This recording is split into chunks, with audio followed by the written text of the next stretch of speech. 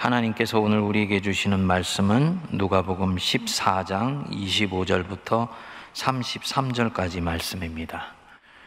수많은 무리가 함께 갈새 예수께서 돌이키사 이르시되 물은 내게 오는 자가 자기 부모와 처자와 형제와 자매와 더욱이 자기 목숨까지 미워하지 아니하면 능히 내 제자가 되지 못하고 누구든지 자기 십자가를 지고 나를 따르지 않는 자도 능히 내 제자가 되지 못하리라. 너희 중에 누가 망대를 세우고자 할진대 자기의 가진 것이 준공하기까지에 족할는지 먼저 앉아 그 비용을 계산하지 아니하겠느냐. 그렇게 아니하여 그 기초만 쌓고 능히 이루지 못하면 보는 자가 다 비웃어 이르되 이 사람이 공사를 시작하고 능히 이루지 못하였다 하리라. 또 어떤 임금이 다른 임금과 싸우러 갈 때 먼저 앉아 1만 명으로서 저 2만 명을 거느리고 오는 자를 대적할 수 있을까 헤아리지 아니하겠느냐. 만일 못할 터이면 그가 아직 멀리 있을 때 사신을 보내어 화친을 청할지니라. 이와 같이 너희 중에 누구든지 자기의 모든 소유를 버리지 아니하면 능히 내 제자가 되지 못하리라. 아멘. 우리 성도님들은 예수님 하면은 어떤 이미지가 떠오르십니까? 자애로우시고 온유하시고 사랑이 한이 없이 크신 분, 그래서 그분 앞에 오는 사람들은 한 사람도 그냥 돌려보내지 아니하시고 다 품어주시는 우리 하나님, 우리는 예수님을 그렇게 생각을 합니다. 그런데 이 예수님의 이미지는 성경에 나오는 예수님의 이미지의 전부가 아닙니다. 예수님은 따스하신 분이신 동시에 아주 때때로는 냉혹할 정도로 우리를 진리 앞에 세우시는 분이십니다. 우리가 이 부분을 자주 놓칩니다. 주님의 그 따스한 이미지가 너무 강해서 주님이 다른 모습을 가지고 계시다는 것을 잊는 것입니다. 마치 강력한 햇빛에 눈이 노출되고 나면 한동안 다른 사물을 바로 볼 수 없는 것과 같은 이치입니다. 오겠다는 사람, 같이 가겠다는 사람, 어떤 경우에는 그냥 돌려보내세요. 한 사람이 예수께 여쭈었습니다. 어디로 가시든지 나는 따르리이다. 예수께서 어서 나와 함께 가자 이렇게 말씀하시지 않았습니다. 여우도 굴이 있고 공중에 새도 집이 있으되 인자는 머리 둘 곳이 없도다 라고 말씀했습니다. 따라오겠다는 이 사람 격려하기는커녕 지금 거절하신 것입니다. 냉혹할 정도로 자신의 걸음에 대해서 정직하게 말씀하셔서 오히려 이 사람을 낙심시켜 원래 있던 곳으로 돌려보내신 것입니다. 이런 적이 한두 번이 아니세요. 무엇을 뜻하겠습니까? 당신을 따르는 삶에 대해 사람들이 어떤 환상이나 각자가 가진 방식으로 이해를 하고 따르는 것을 아주 엄히 경계하시는 것입니다. 오늘 본문 말씀도 그 연장선상에 써 있습니다. 25절을 보시면 앞부분에 수많은 무리가 함께 갈새 그랬습니다. 예수님 사역의 절정기였던 것 같습니다. 예수를 따라 나선 사람들이 아주 많았어요. 그리고 이 따르는 사람들은 무리, 오클로스들입니다. 이들은 여러 가지 동기로 예수님을 따르고 있었겠지요. 예수님이 기적 행하시는 것을 보고 종교적인 호기심으로 예수님을 따른 사람도 있었을 것이고, 어차피 집으로 돌아가 봐야 하루 세끼 먹고 살기 힘드니 예수님의 능력에 의지하여서 생존을 도모해보고자 하는 사람들도 있었을 것입니다. 또 그 중에서는 예수님이 메시아라는 것을 알아차리고 이 예수님이 로마 제국을 무너뜨리고 새로운 나라를 만드실 때 나도 그 안에서 뭔가 한 자리 하면 좋겠다라는 마음으로 따르는 사람들도 있었을 것입니다. 이 무리들과 예수님의 12제자가 하나로 합쳐져서 그리스도의 공동체를 이루는 것입니다. 2000년 전이나 지금까지나 그리스도의 교회 공동체 안에는 이 무리와 제자가 항상 같이 있는 가운데서 믿음의 여행을 시작하게 됩니다. 예수께서 자신을 따르는 무리들에게 말씀했습니다. 26절, 27절입니다. 무릇 내게 오는 자가 자기 부모와 처자와 형제와 자매와 더욱이 자기 목숨까지 미워하지 아니하면 능히 내 제자가 되지 못하고, 누구든지 자기 십자가를 지고 나를 따르지 않는 자도 능히 내 제자가 되지 못하리라. 무리에게 제자가 된다는 것이 무엇을 의미하시는 것인지를 말씀한 것입니다. 너희가 나를 따라온다고 하지만 나를 따라온다는 것이 진정으로 무엇을 의미하는 것인지 너희들은 알고 있느냐? 자기 목숨까지 미워하지 아니하면 내 제자가 되지 못해. 자기가 져야 되는 십자가를 지지 아니하면 내 제자가 되지를 못해. 무슨 말씀을 이들에게 하고 있는 것입니까? 첫째로, 무리에게 제자의 길을 말씀하셨다는 것은 이 무리가 이 말씀을 듣고 반응하여서 제자로 성장해 나가기를 원하신다는 뜻입니다. 둘째로는 이 무리들은 아직 제자가 되지 않았다는 뜻입니다. 제자의 길을 가려고 하지도 않으며 스스로 제자라고 생각하는 착각과 환상에 빠져 있기 때문에 진정한 제자의 길에 설 수 없는데, 그것을 흔들어 깨워서 제자의 길로 다시 세우시려고 하는 것입니다. 그래서 아주 냉혹하게 보이는 이 진리의 말씀을 간절한 마음으로 이 무리들에게 하시는 거예요.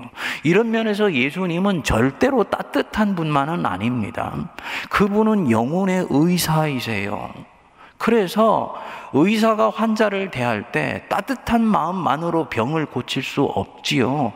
때로는 예리한 메스를 들고 환자가 벌벌 떨고 있는 가운데서 그 속에 있는 암덩어리를 예리하게 도려내는 그런 아주 냉철함이 없으면 영혼의 의사가 될 수가 없는 것입니다. 주님은 바로 그 의사의 모습을 가지시고 있는 것입니다. 그래서 이 예수님이 영혼의 의사로서 사람의 심령을 꿰뚫어 보시는 분으로서 가장 싫어하시는 것이 몇 가지 있습니다. 깨어나지 못하고 있으면서 자신이 깨어났다고 생각하는 사람, 보지 못하고 있으면서 보고 있다고 생각하는 사람, 따르고 있지 않으면서 따르고 있다고 생각하는 사람. 예수님이 보시는 이 무리들, 따르는 자들이 아직 아닙니다. 함께 하는 자들이에요. 25절 다시 돌아가셔서 수많은 무리가 함께 했다. 따른다라는 것과 함께 하는 것은 다른 것입니다. 함께 한다는 것은 예수님과 물리적으로 같은 공간에만 있는 것입니다. 따른다는 것은 그 뒤의 대목을 말씀하는 것입니다. 그러니까 우리 주님이 무리의 삶을 살면서 제자처럼 살고 있다고 생각하지 말고 정직하게 이제부터라도 깨어나 이 제자의 길에 너희가 설 수 없겠느냐라는 의미에서 바로 26절 7절을 말씀하는 것입니다. 여기서 자기 목숨까지 미워하지 아니하면, 헬라어로는 미세오라고 했습니다만 주님이 이 말씀을 셈족 언어, 셈어로 했겠죠. 아람어로 한 것입니다.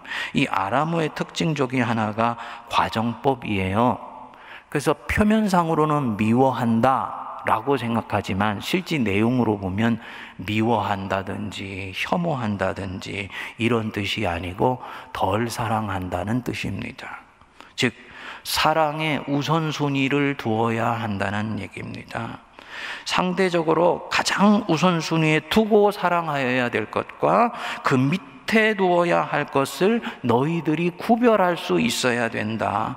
그래서 마음을 다하고 정성을 다하고 뜻을 다하고 힘을 다하여 사랑할 것은 오직 하나님 한 분이시고, 그 밑에 부모를 사랑하고 공경하며 형제자매를 사랑하며 자기 목숨 사랑하는 것은 그 밑에 둘 수 있어야 된다. 소위 사랑의 순서를 말씀하는 것입니다. 이 순서가 바뀌거나 뒤죽박죽이 되면 그는 아직 제자가 아닙니다.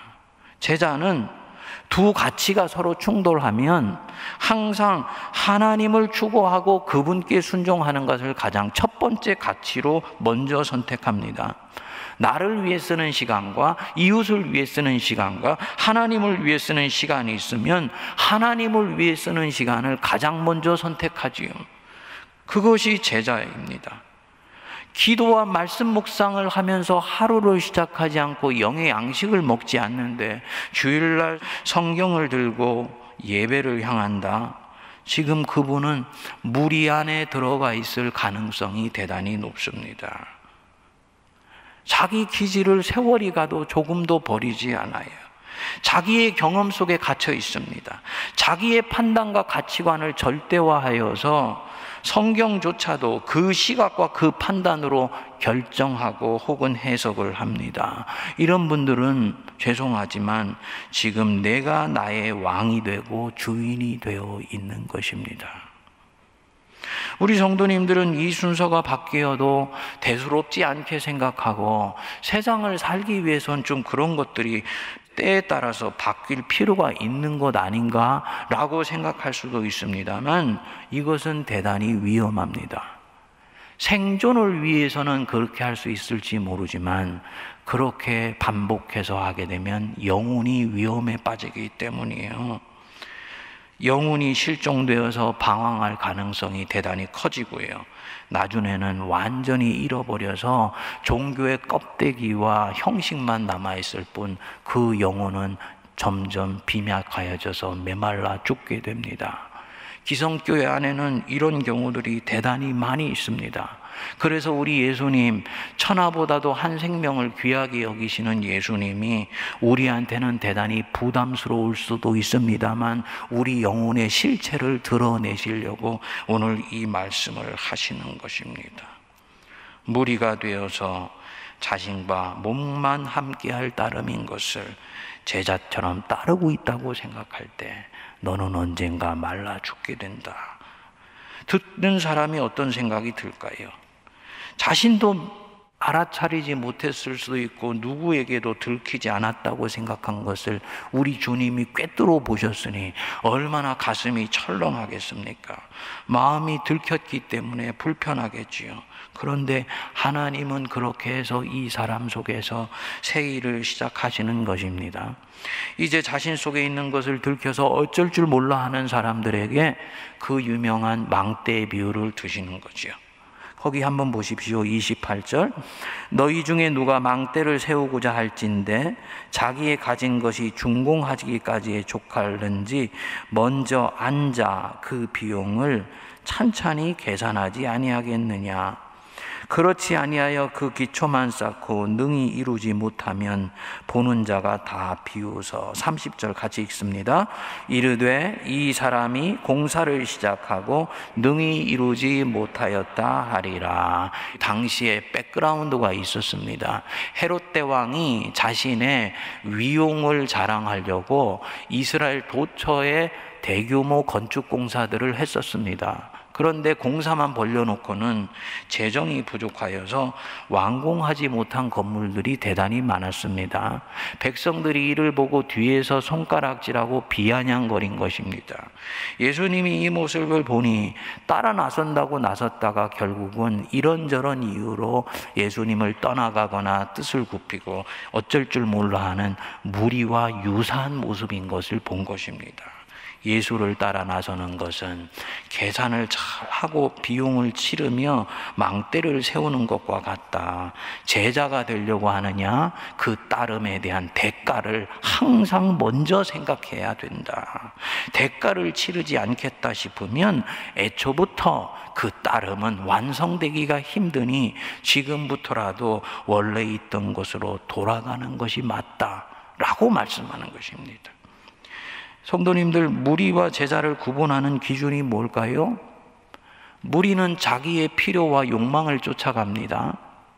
우리는 흔히 욕망 그러면 권력욕이라든지 명예욕이라든지 물질욕 같이 사람들도 일반적으로 좀 비속하게 여기는 것만을 욕망이라고 생각을 합니다만, 모든 사람 안에는 자기가 그처럼 알고 있는 욕망도 있지만 자기가 그 욕망의 실체를 알지 못한 채 쫓아가는 그 무엇이 있어요. 각 사람들마다 고유하게 있습니다. 제 안에도 있습니다. 그래서 이 욕망들을 다양하게 채우려고 예수님을 따라가는 거예요.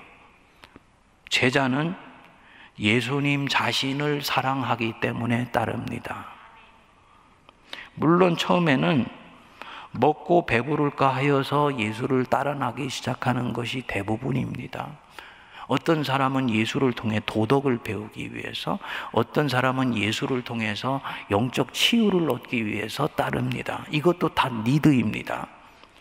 그런데 시간이 지나서 이분과 함께 사귀기 시작하면서 이분이 나에게 주시는 것보다 이분 자신이 내 인생에 주신 가장 큰 선물이라는 것을 깨달아 알기 시작하는 것입니다. 서서히 이 무리의 관심이 예수님이 주시는 것으로부터 예수님 자신으로 옮겨오게 됩니다. 그리고 이분이 이 세상의 누구보다도 나를 온전히 사랑하시는 바로 그분이라는 것을 알게 될 때 이 사람은 비로소 예수님을 사랑할 줄 아는 사람으로 변하게 됩니다. 그리고 그분을 사랑하는 만큼 이제 그분이 원하는 것을 조금씩 하고 싶어집니다. 싫어하는 것은 나도 하기 싫어지게 돼요. 어느 날 기도 중에 아무개야, 나는 네가 그런 곳에 가는 것이 정말 싫어.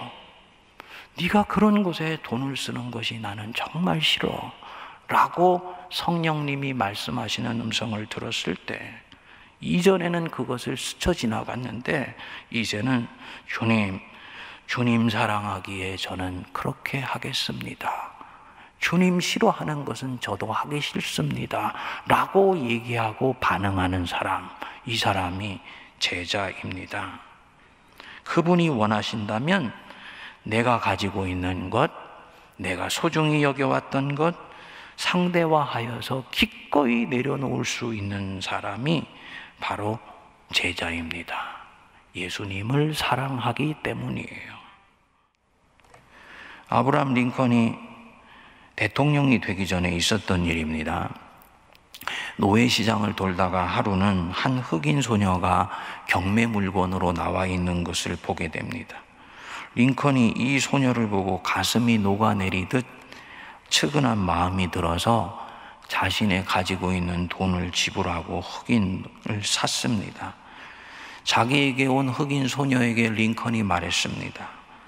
너는 이제부터 자유다. 소녀가 그랬습니다. 제가 자유하다고요? 그래, 어디에도 갈 수 있고 너는 어떤 선택도 지금부터 할 수 있어. 소녀의 눈에서 눈물이 흘렀습니다. 진정 제가 어디에도 갈 수 있고 어떤 선택도 할 수 있습니까? 그럼 너는 자유하니까. 그 소녀가 말했습니다. 그러면 주인님, 저는 지금부터 영원히 당신을 섬기겠습니다. 당신이 내게 자유를 주셨기 때문입니다. 법적으로 이 소녀는 더 이상 종이 아니었습니다. 그러나 자신에게 자유를 준 링컨을 보면서 이 소녀의 가슴은 이제 사랑의 노예로 평생 링컨을 섬기고픈 열망이 자리를 잡은 것입니다. 억지로가 아니라 주인의 사랑에 가슴이 멍들어서 자원하는 마음으로 자기의 가진 것을 주께 드리는 사람, 그가 바로 이 제자입니다. 성도님들 어떠세요? 제자인데 왜 주님 때문에 내려놓기를 두려워하십니까? 그렇게 이 제자는 이제 예수님을 따르는 길에 대가를 치릅니다. 반면에 무리는 비용이 있다는 것을 계산하지 않습니다. 이들은 여태까지 은혜로 여기까지 왔으니 앞으로도 은혜로 다 받아주실 것이라고 생각하면서 예수님과 함께 합니다. 값싼 은혜입니다. 그렇기 때문에 환난이나 고난이 찾아오고 예수님을 믿는 길에 심각한 어려움이 닥쳐오면 예수를 떠나려 합니다. 값싼 은혜에 젖어 있으면 절대로 고난을 이길 수가 없습니다. 무리가 나중에 예수님을 버리고 간 이유는 어떻게 보면 시작부터 예정되어 있었던 것입니다. 오늘날 한국교회에서 사람들이 빠져나간다고 하는데 제가 볼 때는 걱정할 이유가 없어요. 지난 20-30년 동안 한국교회가 값싼 은혜만 얘기를 하면서 예수님 손에 있는 것만 사람들로 하여금 보게 만들었습니다. 경제는 더 이상 선장하지 않습니다. 예수가 세상에서 손가락질 받으니 신앙을 달콤한 여행이라고 생각했던 사람들은 그 예수와 함께 손가락질 받을 수가 없는 거예요. 그 사람들은 빠져나갈 수 있습니다. 제자들이 지금부터 다시 시작하면 되는 일입니다. 성도님들, 하나님은 당신이 사랑하는 사람일수록 대가를 치르고 그분을 섬기게 하십니다. 이상해요. 항상 그렇게 하십니다. 그래서 사랑하는 사람일수록 고생도 더 많이 하게 하시고 더욱 힘든 곳에 보내기도 하시고 예수 믿는 것 때문에 고난도 많이 받게 하십니다. 징계가 없으면 아들이 아니라 사생자라 말씀하신 바로 그 부분입니다. 이게 신앙의 리얼리티입니다. 예수 잘 믿으면 만사가 형통하다? 이 말 거짓말입니다. 예수 잘 믿으면 고난이 많아요. 의인은 고난이 많은 것입니다. 그렇기 때문에 지금부터라도 우리는 잘 생각하고 따라 나서야 됩니다. 그리고 따라 나서려면 대가를 치를 각오를 해야 되죠. 말씀을 묵상하는데 너무너무 부담스럽더라고요. 저한테 해당될 뿐만 아니라 여러분 생각하니까 부담스러워요. 코로나 때문에 다들 힘들고 지치고 어려운데 왜 주님이 제자의 삶에 대해서 말씀하십니다. 또 대가까지 요청을 하실까? 좀 힘든 가운데 편안하게 따르게 하시면 안 되나? 좀 예수님도 믿고 세상의 것도 좀 즐기게 해주시면 안 되는가? 자문하며 묵상하는 중에 사울과 다윗 스토리가 생각이 났습니다. 사울과 다윗 두 사람이 여러 면에서 대조가 됩니다만 그 중에 하나가 사울이 왕이 되는 과정에서도 왕이 된 이후에서도 하나님의 일을 이루기 위해서 대가를 지불한 흔적이 없습니다. 베냐민 지파의 시골 농부였는데 어느 날 하나님 눈에 띄어서 순전히 은혜로 왕이 되었습니다. 반면에 다윗은 하나님이 왕으로 기름을 부으시고 난 뒤에도 오랜 세월을 광야에서 사울에게 쫓겨 고난을 받고 난 후에야 마침내 왕위에 오르게 됩니다. 하나님이 큰 걸음에서는 은혜로 붙들어 주셨지만 그 걸음 안에 다윗은 왕이 되는 과정 속에 만만치 않은 대가를 지불한 것입니다. 그리고 왕이 되고 난 후에 둘의 행적이 완전히 다릅니다. 사울은 군림하고 호령하며 자기 마음대로 정치를 합니다. 하나님이 순전히 은혜로 세워주셨는데 이상하죠? 순전히 은혜로만 받았는데 정작 하나님은 안중에 없는 것입니다. 대가를 지불하지 않았기 때문에 그 자리가 귀한 것을 몰랐던 것입니다. 다윗을 보십시오. 밧세바에게 유혹되어서 한 번의 일탈을 한 경우 외에는 평생을 하나님을 위해서 선정을 베풉니다. 대가를 철저히 지불하고 그 자리에 올라왔기 때문에 그것이 얼마나 귀한 줄을 알고 그 고난 속에 함께 하신 하나님을 잊을 수가 없습니다. 감사하는 마음을 지울 수가 없는 것입니다. 성도님들, 귀하게 여기는 것일수록 대가를 지불해야 됩니다. 귀하게 여기는 것일수록 하나님은 대가와 비용을 꼭 요청하세요. 공짜로 얻게 되면 자신이 훌륭해서 당연히 받은 것으로 여기게 되니 가치 없게 대하게 되기 때문입니다. 그래서 하나님은 제자로 쓰시려고 하는 사람일수록 대가를 지불하고 항상 다음 단계로 올려 보내주십니다. 오해 마십시오. 여기서 이 비용은 소중한 책 한 권을 사기 위해서 지갑에서 돈 10,000원을 꺼내서 지불하는 정도가 아닙니다. 33절을 보시면 이와 같이 너희 중에 누구든지 자기의 모든 소유를 버리지 아니하면 능히 내 제자가 되지 못하리라. 제자가 되려면 비용을 지불해야 되는데 그 비용은 내가 가진 것의 일부가 아니다. 자기의 모든 소유를 버릴 정도가 되어야 된다라는 말씀입니다. 주님은 당신을 따르는 일에 당신 외에 누구도 당신의 자리를 차지하는 것을 허락하지 않으세요. 설사 그것이 아무리 고상한 가치를 가진 것일지라도 하나님 외에는 하나님 자리를 누구도 차지하기를 원치 아니하십니다.